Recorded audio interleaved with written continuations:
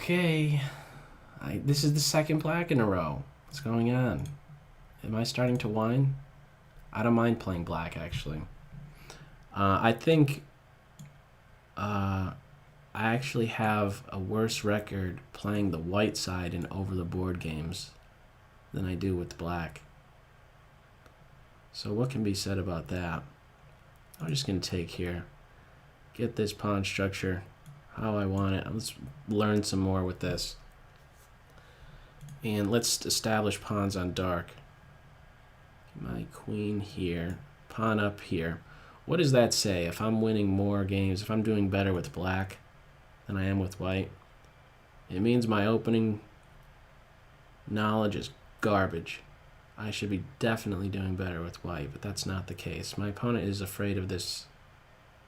What are they afraid of? They're afraid of a fork, for one thing. And I could establish, like in the previous game, I could establish a pawn on e4.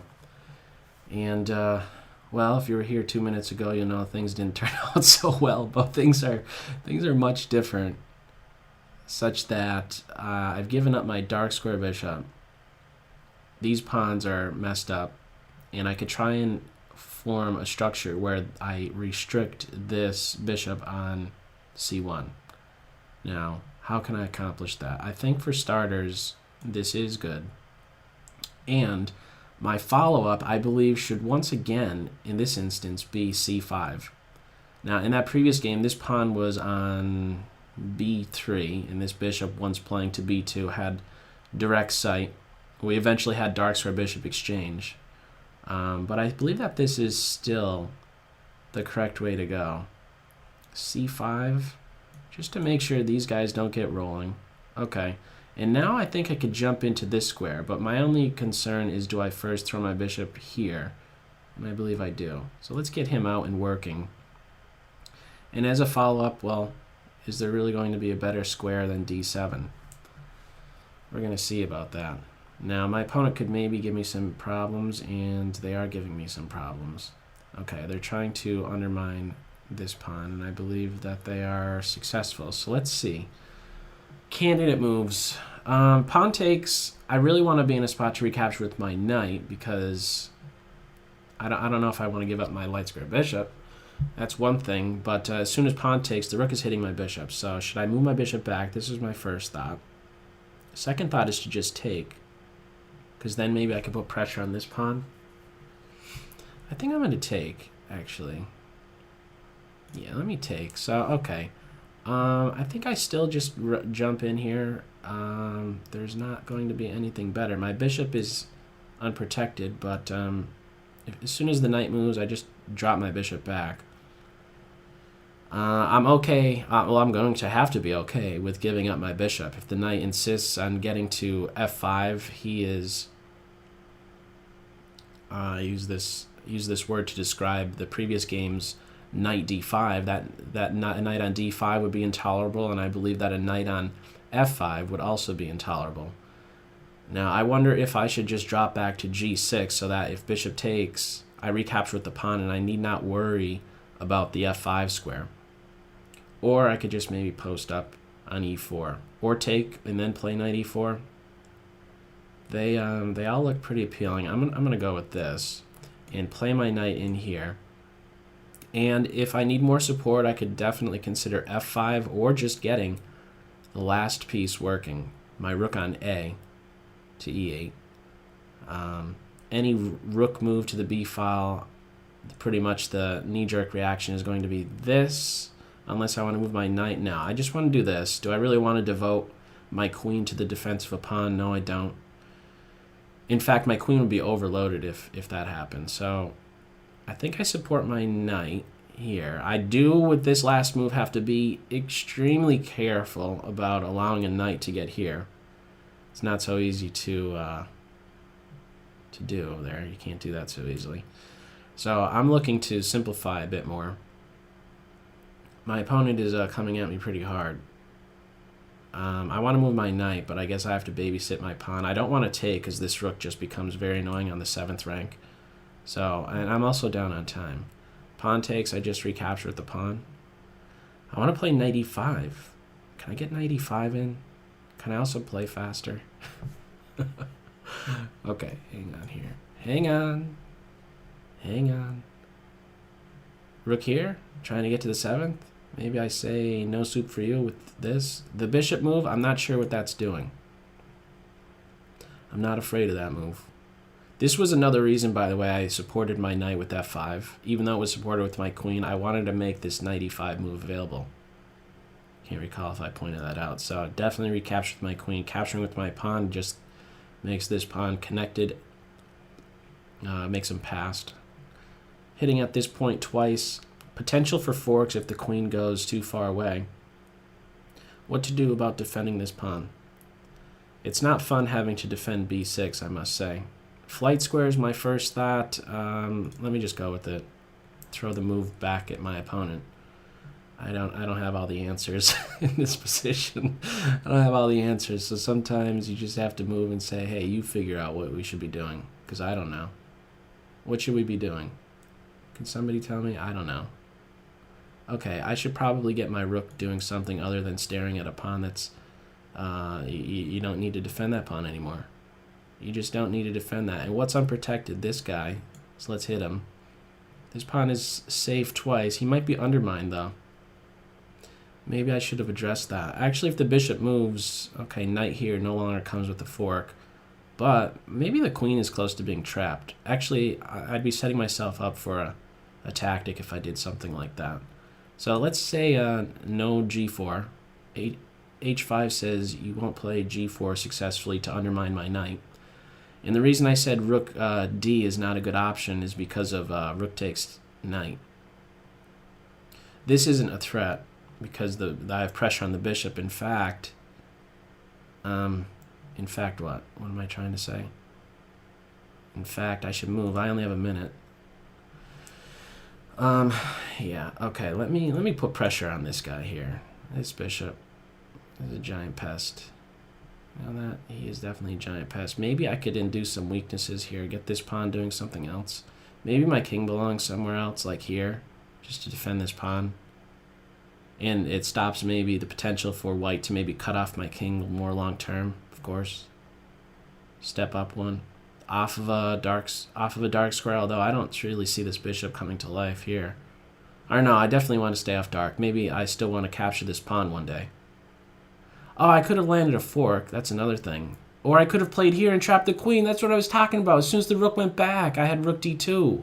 Is my opponent listening? Are you listening? If you're listening... What's the 3 words? If you're listening, S-O-Y. You get hit with the soy. Actually, I'm not going to do knight here. I was ready to hit my opponent with the shame on you. With the shame on you. I know I am going to go for this. Yeah, definitely I'm going to go for a fork. I should have played rook there instead of this. Okay, as soon as the rook went back, my opponent no longer had that tactic, and it would have been beautiful, wouldn't it have? Something you would see normally with a checkmate, the knight and rook. You can imagine a king there, that would be checkmate on the king. It was checkmate on the queen in that case. Alright, well, I missed my opportunity early, but things still look pretty good here. Queen takes pawn, knight grabs a rook, grabs a bishop. The threat, the main one, is to grab this rook and then this bishop. The whole house, the whole farm is out. So I could grab this pawn. I'm not going to. I think this is the cleanest way. Just grab that. And then this bishop is toast. My queen is she's in a strong position. So now I believe I just threaten mate. G2. This is no issue. The bishop's kind of dead. That was my main intention when I played c5. I was talking earlier about trying to restrict this bishop. He's about as restricted as you could really be at that point. Alright, no time. Good game. Let me go back, flip this board, and see about how either one of us could have improved. Now, I must say that my decision to grab this knight like this, I don't know that is a good thing to really be going with. However, with knight, well, actually, let me back up for a step. Why am I saying the decision to go with this right away is maybe not a good idea? I think it might have something to do with this f-pawn maybe still being able to get involved in the game. I don't know if I have much fear if this f-pawn can't get working. Sometimes I've seen f4, e4, and just a whole avalanche of pawns, 4 pawns on this 4th rank, really starting to come at black and really question the knight versus bishop decision that I made by capturing on c3. Or in other words, trying to say to black, okay, where are your knight's homes going to be? And I don't know that I could really have a better home than f6 for this knight. And if my opponent is allowed to somehow, with the aid of this f-pawn, if my opponent is allowed to get in an e5, establish a pawn on e5, things are going to be quite difficult for me. This was not the case in the game because my opponent did not have a pawn on e5. In fact, I was the one that had some space by having a pawn on e4. But nevertheless, what I'm getting at is to try and consider, instead of the knight move, and by the way, if you're still fixated on the knights before bishops principle, that's one that I just hate. I don't like that at all. I believe there's more exceptions to that than anything. I think retaining this knight's options, bishop d3 with moves like maybe even knight e2 to g3 are worth considering, or even f4 with knight f3. I've seen this maneuver, however. I've seen bishop d3, I've seen knight e2. Keep this f-pawn's possibilities available. That's one thing. And really a main thing, because what ends up happening now is that I get this space advantage and you're moving a piece for a second time and things transition very quickly. e4, c5, knight c6 stuff. That's really what I was wanting to get in. I couldn't get to this e5 square by way of c6, but d7 turns out to be quite alright. The idea to challenge this pawn, I don't know if you're really now there in time to have this turn out to be good for you. I'm able to take, and now this pawn is just always a liability, and I have control over, for as long as I'm able to control either e5, or better yet, if I'm able to control e4, life is very difficult for you, and this bishop in particular is highlighted in a great way. So really, it's right out of the gates where my main suggestion lies, where you bring out the knight to the seemingly natural, the very common f3 square, but with this particular structure, consider something else like bishop d3, knight e2. Keep this guy's options open, in short. Any other quick points? I'm not so sure.